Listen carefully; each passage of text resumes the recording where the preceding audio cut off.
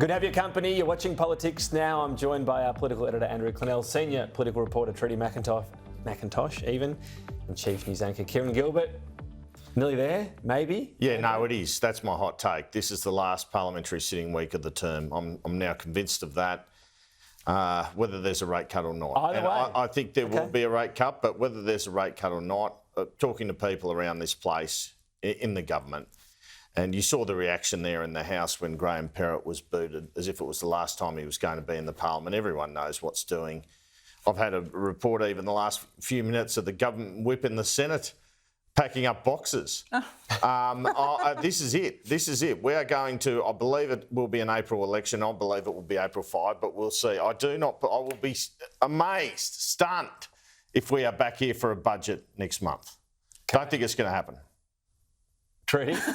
Well, I'm going to stick to the big piece of legislation, the last fight we might have for this parliament being those electoral reforms. I had to laugh this morning when using the electoral reforms, the caps on donations, Climate 200 and the Teals are asking for more donations. They want more money in this election, saying they need it in order to, could be the last election, they say, but where they can have a real chance of taking on the major parties. The major party, and Don Farrell today, saying this is all about driving down the amount of money in politics as we see Climate 200 asking for more. Shows the stakes will be particularly big, I think, for any non-major at this election. Kieran? At moments like this, you know, as Andrew said, it's likely the last day. It's a bit of a moment in political history, potentially as well. You know, with depending on the result, it's the last time potentially we see Anthony Albanese in that chamber or Peter Dutton in that chamber. It's a possibility, depending on the result of the election, that one of those two figures that have been in this place for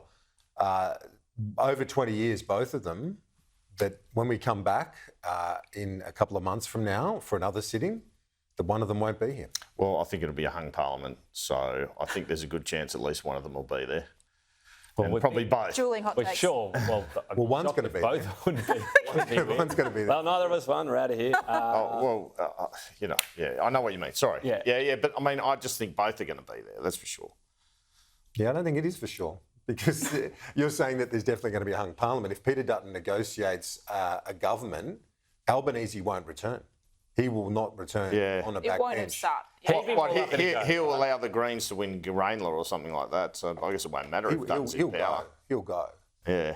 And if Peter Dutton doesn't get a minority and loses, You're saying? Do you think he would leave as well? Albanese goes if they don't form some form of government. Yeah. I think that's almost certain. Yeah, I guess Peter he's going to be on the backbench. Peter Dutton, a much bigger question probably mark. fair, His bar of passing is much lower. Yeah, I mean, if he's in a hung parliament opposition, he's going to be there. All right. So I think we all got there. Yeah, we got there. Yeah. Bit of unity. We don't need unity, though. We're going to keep disagreeing. I promise, especially me and everybody else.